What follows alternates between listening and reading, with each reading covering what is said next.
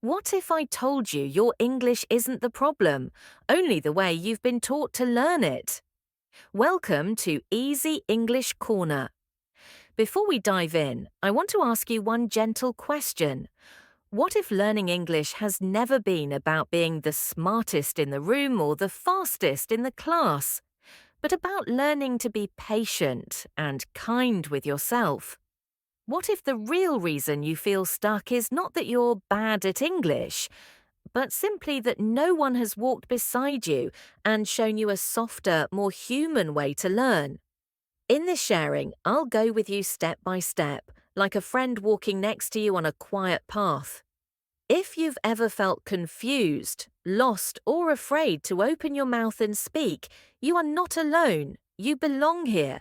Stay with me until the end, because each part of this story is like a small bridge.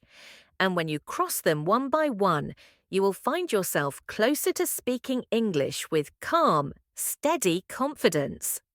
Let's begin this journey together. Chapter 1. The first step, learning to listen like a little child. When my English journey first began, it felt as if I had been handed a puzzle with 1,000 pieces, but no picture on the box. The letters looked familiar, yet the way they came together made no sense. People spoke, and all I could hear was a blur of sound that moved too fast for me to catch. It was like standing beside a rushing stream. The water of words flowed past, but my hands stayed empty. I felt lost, frustrated, and deep down, a quiet voice started whispering, "Maybe this language just isn't for you." One day, instead of fighting that feeling, I stopped and asked myself a very simple question. How does a baby learn to talk? The answer was so obvious, but I had never truly seen it before. Babies don't buy grammar books. They don't sit at a desk and memorize long lists of vocabulary. They simply listen. They listen to the gentle voice of a mother, the teasing laughter of brothers and sisters, the melody of a song playing in the background. Their brains are being trained by sound long before they say their first word. When this clicked in my mind, I made a decision. I would stop forcing myself to understand every single sentence and instead allow English to enter my ears, even if my mind couldn't catch everything. My only job was to listen. I would let my brain quietly do the rest. At first, it was messy. I played a short story in English and understood absolutely nothing. The sentences felt like one long, endless word. But instead of giving up, I pressed play again the next day, and then again the day after that. On the fourth day, something tiny but beautiful happened. I heard the word hello. My heart jumped a little. It was such a small word, but I recognized it. A week later, another word appeared from the noise. Friend. What used to feel like random sounds slowly began to feel like music. Music I didn't fully understand yet, but music with rhythm and patterns my ears could start to follow. Every familiar word was like a small light switching on in a dark room. That is the quiet strength of listening. It teaches your brain even when you don't notice. You don't need to catch every word, just as a baby doesn't understand every sound around them. Your brain is working anyway. It recognizes patterns, remembers sounds, notices intonation, and slowly draws a map inside your mind. Each word you hear is like a dot on that map.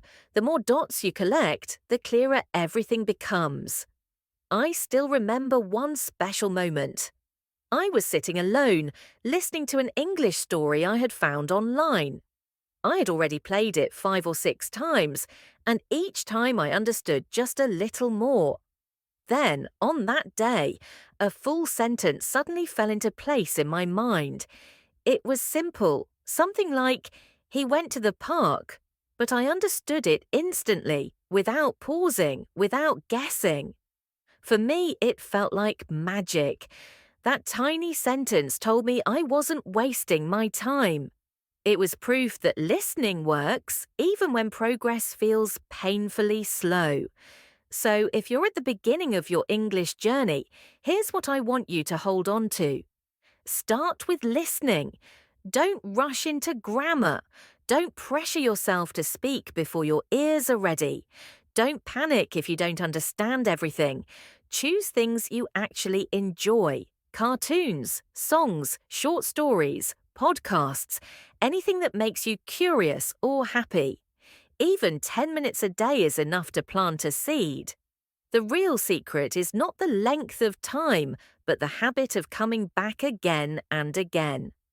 Repetition is like a friend walking beside you. It makes the road familiar. One of the best things I ever did was pick a very short story, only about 2 minutes long, and listen to it every morning while brushing my teeth. At first, it was just noise. After a week, small pieces started to make sense. I didn't read the script. I didn't look up every unknown word. I just listened. By the third week, I could follow almost the entire story. The story hadn't changed. The words were the same. But I had changed. My ears were sharper. My brain was more ready. It's completely okay to feel confused at the start. Confusion is not failure. It's simply the feeling of your brain building new connections. Think about the sky before sunrise. At first it's dark, then a faint light appears, then a soft glow, and slowly the whole world becomes clear. Learning English feels like that. You might not notice the change every day, but the light is coming.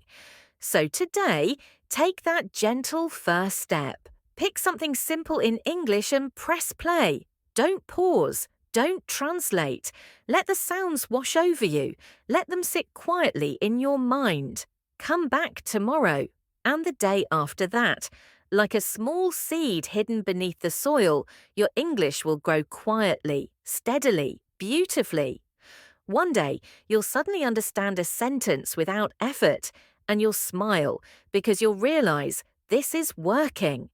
And it all begins with one powerful habit: listening. Chapter 2. Speaking without fear. Your voice deserves to be heard. For a long time, I believed that if I just listened enough, one day English would suddenly spill out of my mouth on its own. I imagined that after hearing enough songs, stories, and conversations, speaking would just happen. But that day never came. Yes, I understood more and more with my ears. But when I tried to open my mouth, everything froze. The words stayed trapped in my mind like birds afraid to leave their cage. My tongue felt heavy, my voice felt small, and my head filled with worries. What if I say it wrong? What if they laugh at me? What if they don't understand? Maybe you felt that too. Maybe you can understand English quite well, but when it's your turn to speak, fear pulls you back into silence. If that's you, I want you to hear this clearly. You don't need to be perfect to speak. You only need to be brave enough to try. I still remember the first time I truly decided to speak English, not in a classroom, not for a test, but just for myself. I stood in front of a mirror, looking directly into my own eyes. My heart beat faster, even though there was no one else in the room. I took a breath and said one simple line. This is my book. Nothing impressive, no fancy vocabulary.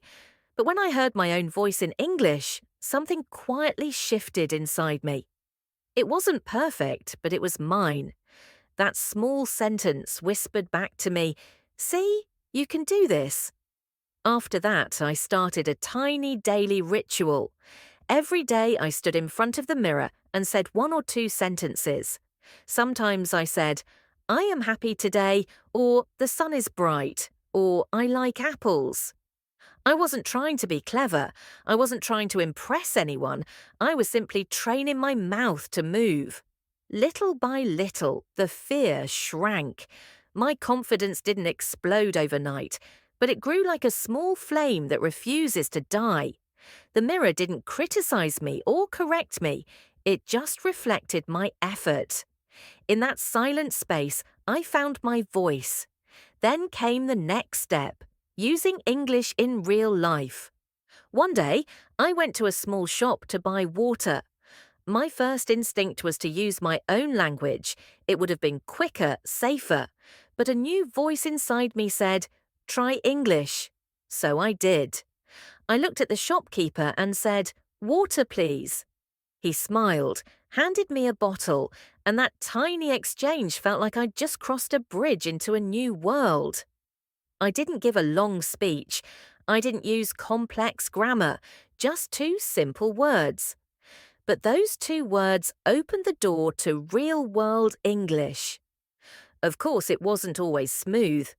Once I meant to say, "I'm hungry," but instead I said, "I'm angry." The person looked shocked and asked, "Why are you angry?" When I realized what I had said, we both laughed. For a moment, I felt embarrassed, but then I noticed something important. The conversation didn't end. My mistake didn't destroy the connection, it actually made it more human. That's when I understood a powerful lesson. Mistakes aren't the enemy, they are signposts on the road. Think of a baby learning to walk. They fall over and over again, but no one says, "You're bad at walking." We smile, we encourage, we say, "Try again." And the baby does. You are no different. When you speak English and make a mistake, don't cover your face in shame. Take a breath and remind yourself, "I'm learning. Every mistake is a step forward." You don't need perfect grammar or a huge vocabulary to start speaking. You need a few simple words and the courage to use them. Speaking is like exercising a muscle. At first, it feels weak and shaky, but with daily practice, it grows strong. 1 minute of speaking a day is more valuable than an hour of silence. So here's a gentle challenge for you. Stand in front of a mirror and say one sentence in English. Look into your own eyes. Don't rush. Say it slowly, with pride. Repeat it. Tomorrow, add a new sentence. Let this be your 1-minute habit. When you feel a bit braver, try using English with other people. A greeting, a short question, a tiny conversation. The first time will feel scary, but fear gets smaller every time you walk through it. And when someone understands you, even if you only used a few simple words, your heart will feel something powerful. The joy of connecting in another language. Speaking without fear doesn't mean you never feel nervous. It means you choose to speak even when you're nervous. Every time you do that, your English grows stronger, and so do you. Your voice matters. Don't wait for the perfect moment or the perfect level. The best time to start is now, one small sentence at a time. Chapter 3. The Power of Words, Growing Your Vocabulary Naturally. Once I had built the habits of listening and speaking, I started to notice a new problem. I often knew what I wanted to say, but I didn't have the words to say it. It was like trying to build a house with only a handful of bricks. I could express a little, but not enough. I knew I needed more vocabulary, but I also knew something else. The old method of memorizing endless lists had never worked for me. I would learn 10 words one day and watch them disappear from my memory a few days later. So I asked myself another question. How can I learn new words in a way that feels natural and alive? The answer didn't come all at once. It arrived slowly, through small changes. I stopped treating vocabulary like a school subject and started treating it like something I could notice in the real world. I began paying attention to words in songs, in cartoons, in short YouTube videos. If I heard a word again and again and felt this word might be useful, I wrote it down. I carried a tiny notebook with me. Nothing fancy, just a little place to collect words that caught my ear. I didn't force myself to write many, only 1 or 2 a day. That was enough. 1 minute of speaking a day is more valuable than an hour of silence. So here's a gentle challenge for you. Stand in front of a mirror and say one sentence in English. Look into your own eyes. Don't rush. Say it slowly, with pride. Repeat it. Tomorrow, add a new sentence. Let this be your 1 minute habit. When you feel a bit braver, try using English with other people. A greeting, a short question, a tiny conversation. The first time will feel scary, but fear gets smaller every time you walk through it. And when someone understands you, even if you only used a few simple words, your heart will feel something powerful. The joy of connecting in another language. Speaking without fear doesn't mean you never feel nervous. It means you choose to speak even when you're nervous. Every time you do that, your English grows stronger, and so do you. Your voice matters. Don't wait for the perfect moment or the perfect level. The best time to start is now, one small sentence at a time. Chapter 3: The Power of Words, Growing Your Vocabulary Naturally. Once I had built the habits of listening and speaking, I started to notice a new problem. I often knew what I wanted to say, but I didn't have the words to say it. It was like trying to build a house with only a handful of bricks.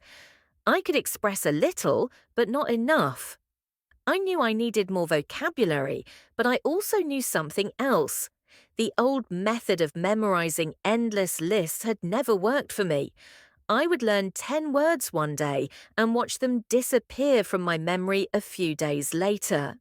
So I asked myself another question. How can I learn new words in a way that feels natural and alive? The answer didn't come all at once. It arrived slowly, through small changes. I stopped treating vocabulary like a school subject and started treating it like something I could notice in the real world. I began paying attention to words in songs, in cartoons, in short YouTube videos. If I heard a word again and again and felt this word might be useful, I wrote it down. I carried a tiny notebook with me. Nothing fancy, just a little place to collect words that caught my ear. I didn't force myself to write many, only 1 or 2 a day. That was enough. Later, when things were quiet, I would look at the words and write one simple sentence with each, in English. No long definitions, no translation into my native language. Just a small sentence that connected the word to my life. If I learned the word happy, I wrote something like, I feel happy when I listen to music. By doing this, I realized something important. We don't remember words just by seeing them once. We remember them when they become part of our own stories. Every time I saw or heard that word again, my brain went back to my sentence. It was personal. It belonged to me. That made it easier to keep. My vocabulary didn't explode overnight. It grew slowly, like a plant you water a little every day, quietly, gently, but steadily. And because I wasn't rushing, I didn't forget as quickly. One day, I was watching a simple cartoon in English. I heard the sentence, "He is looking for his shoes." I knew the word shoes, but looking for was new.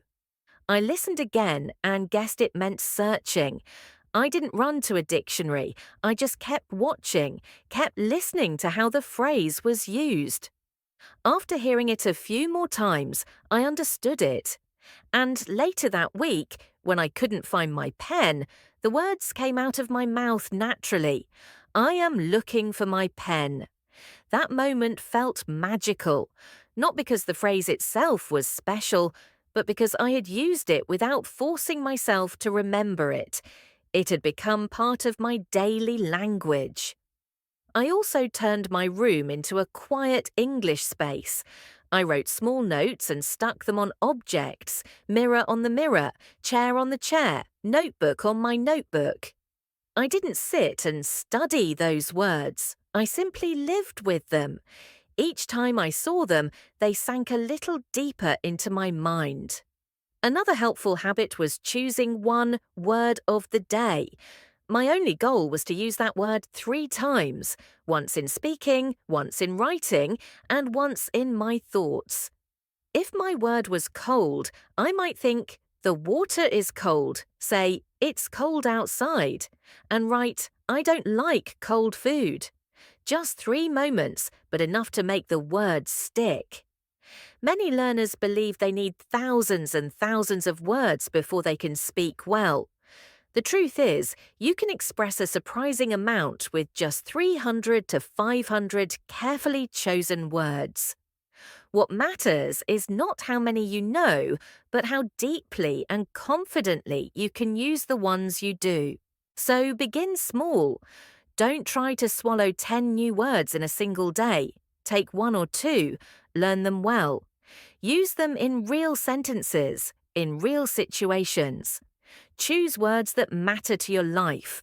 School words if you're a student, family words if you're a parent, music words if you love songs. And when you forget, and you will forget, don't punish yourself. Forgetting is part of the process. When a word disappears and then returns, it actually becomes stronger in your memory. Treat it kindly. Oh, I forgot you, but now you're back. Let's stay together this time. Learning vocabulary is not about perfection, it's about relationship. Listen, notice, write, and use. Let words become your friends. Talk with them, play with them, live with them. Day by day, you'll be building a solid house of English, one meaningful word at a time. Chapter 4. Reading. Opening the door to your imagination. When I first tried to read in English, it felt like standing at the bottom of a very high mountain, looking up and thinking, there's no way I can reach the top. Every sentence seemed packed with unfamiliar words. Every paragraph left me tired before I'd even finished it. Maybe you've experienced this too. You open an English book, take one quick look, and close it again because it feels too hard, too heavy, too far from where you are. At the beginning, I made a common mistake. I chose books that were much too difficult, thick novels with long chapters and complex vocabulary. I told myself, if I read something hard, I'll learn faster. But the result was the opposite. I felt small, overwhelmed, and discouraged. So one day, I decided to do something completely different. I went to the library and picked up a tiny children's book, just a few pages, with big pictures and very simple sentences. I sat down and started to read. The first line said something like, "The cat is on the mat." I understood it instantly, and that simple success filled me with a strange, quiet happiness. I kept turning the pages. Some words were new, but I could guess their meaning from the pictures and the story. I didn't stop to check every unknown word. I didn't grab a dictionary. I allowed myself to keep going, to enjoy the story rather than fight it. For the first time, I finished a book in English, even though it was small. That little book taught me a big lesson. To grow, you don't need big books. You need the right books, texts that match your level, not your age. Even if you're an adult, it's perfectly okay to read materials written for children or English learners. Simple does not mean childish or stupid. Simple means clear. And clarity helps your brain learn faster and more comfortably. After that, I started reading short stories almost every day. Some days it was a fairy tale rewritten in easy English. Other days, a short news article written for beginners. Each time I read, a few new words appeared. I didn't panic. I used the same strategy as with listening. I guessed from context. I looked at the words before and after the new word I asked myself, what could this mean? Sometimes I guessed correctly, sometimes not, but in every attempt, I was training my brain to think in English, not just translate back and forth. Reading became my quiet teacher. Without memorizing grammar rules, I started to see how sentences were really built. Phrases like, I am going to, or she likes to, showed up again and again, and they gradually became familiar friends. One day, I noticed I was using those same patterns in my own speaking and writing without even thinking about it.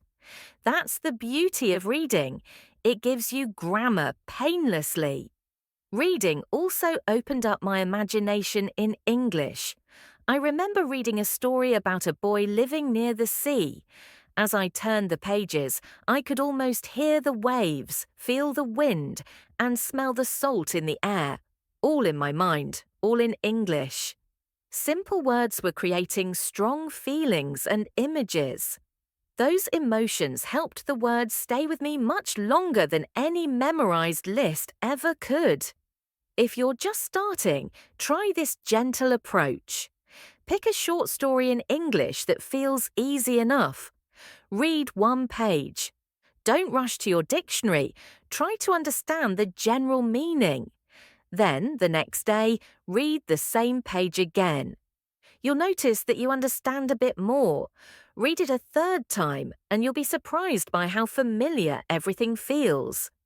This is how your brain learns best, not through pressure but through slow, repeated contact. You can also read out loud.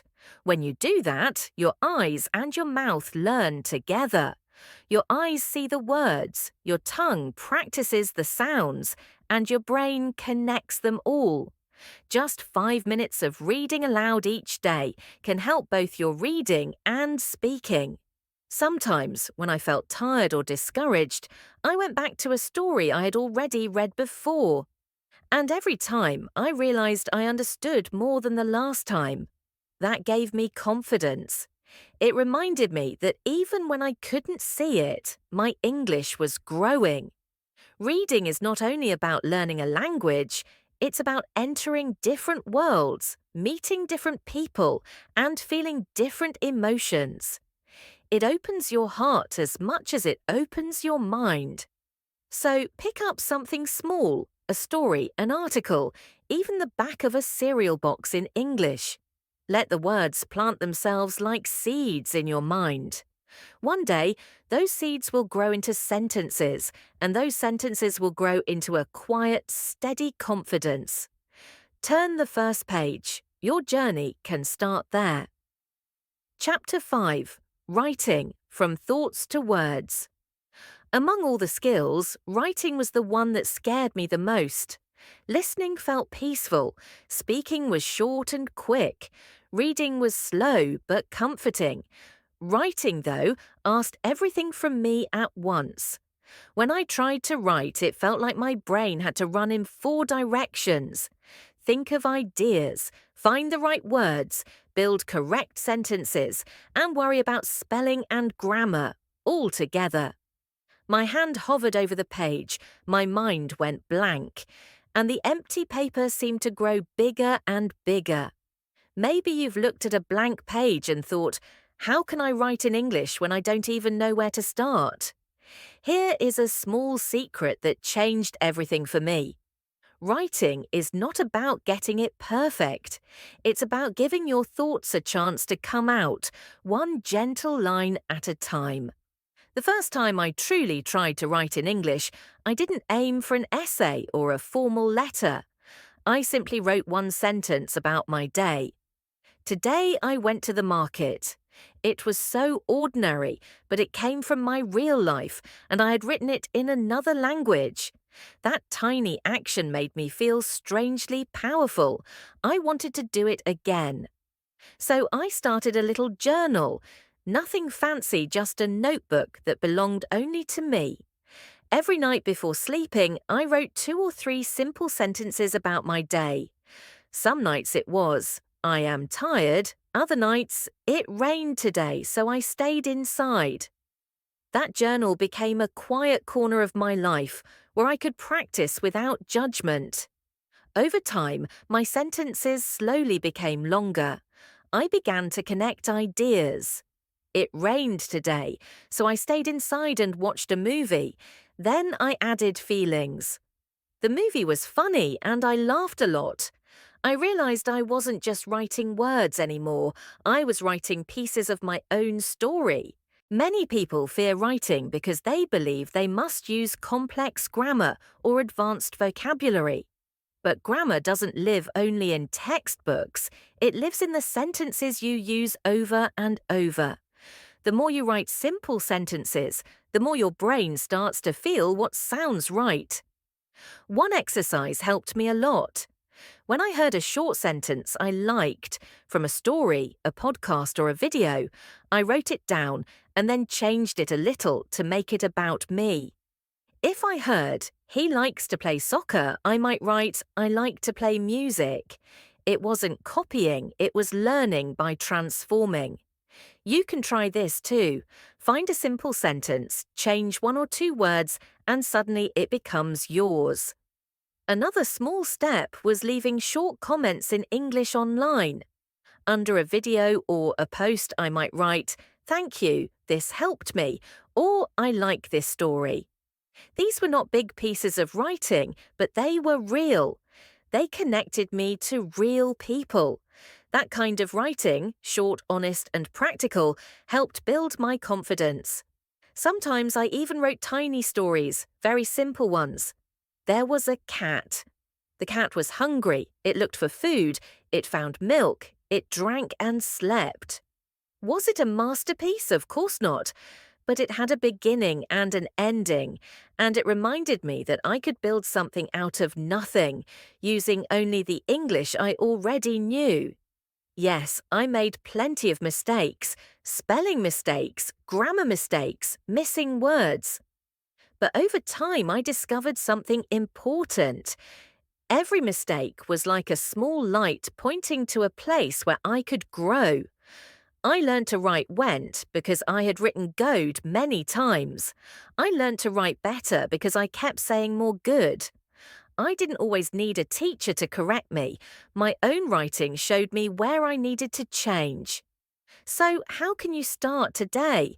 Don't wait until you feel ready. Grab a notebook or open a note on your phone and write one sentence, just one, about anything. How you feel, what you did today, what you see in front of you. Tomorrow, write 3 sentences. Don't worry if the grammar isn't perfect or if some words are spelled wrong. You can improve them later.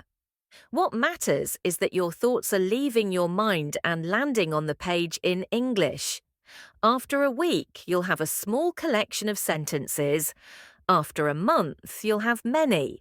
After a year, you'll be able to look back and literally read the story of your learning. Writing is quiet, but powerful. It organizes your thoughts, gives you time to reflect, and shows you your progress in a way nothing else can. You can see it, touch it, correct it, and grow from it. The blank page is not your enemy, it's an open space, waiting patiently for your words. And your words, no matter how simple, have value. Write them gently, slowly, one sentence at a time. One day, you'll realize that writing in English is no longer something you fear. It's something you actually enjoy. Chapter 6: Creating Your English World, Letting the Language Live with You. After spending time listening, speaking, reading, and writing, I reached an important realization. I was doing all the right activities, but English still felt like something separate, a task on my to-do list, not a natural part of my life. It was as if I were visiting a foreign country for 1 hour every day, then going back home and closing the door. I made progress, but it was slow and fragile. Then a simple idea arrived. What if I didn't just study English? What if I started to live with it? I decided to build a small English world around myself. I began with tiny changes. I switched my phone's language to English. At first, it felt strange and a bit uncomfortable. I had to pay more attention, think more, and sometimes guess what certain words meant. But after a while, words like settings, notifications, and airplane mode became familiar, like names of people I saw every day. This was my first experience of passive learning. You're not formally studying, but the language is quietly training your brain in the background. Next, I wrote small labels in English and put them around my room, one on the door, one on the mirror, one on my desk. It may sound funny, but it worked. Every time I walked into the room, those little words greeted me. My brain began to connect the word with the object naturally, just like children do. I also changed how I spent my free time. Instead of always watching shows or listening to music in my own language, I gradually replaced some of those moments with English content. I didn't choose difficult movies or advanced podcasts. I picked simple cartoons, short videos, and songs with lyrics I could slowly understand. Because I enjoyed them, I kept coming back without forcing myself. English began to feel less like homework and more like a normal part of my day. I built small habits. 5 minutes of listening in the morning while getting ready, 2 or 3 sentences of journaling at night before sleep. Each one was small and easy, but together they kept the language alive in my mind. Like watering a plant every day, these habits helped my English grow roots. I also discovered something many learners forget. English is not only a language, it is a way to connect with people. I joined small online communities of English learners. We exchanged short messages, shared our struggles, sometimes even practiced speaking through voice calls. None of us were perfect. But that wasn't the point. We were real, and that made the experience powerful. Even when I was alone, I started talking to myself in English. I would look at the sky and think, the clouds look beautiful today. Or look at my food and say, this smells amazing. It felt strange at first. But soon it became natural, and it kept my brain active in English. Even without a partner. On some nights, I even dreamed in English. Not always, but sometimes. I wouldn't remember every detail. But I would wake up with a memory of a word or a sentence in English. And I knew my mind was slowly starting to live in this new language. That's when I realized, I wasn't just learning English anymore. I was starting to belong to it. So what can you do today to create your own English world? You don't need to change everything at once. Choose one small thing. Switch one app or your phone to English. Listen to one English song every day. Watch a short English video before bed. Write one sentence in English every morning. Talk to yourself for 1 minute about your day. Pick one change and do it with intention and care. Over time, these small choices will connect together and form a gentle, supportive English environment around you.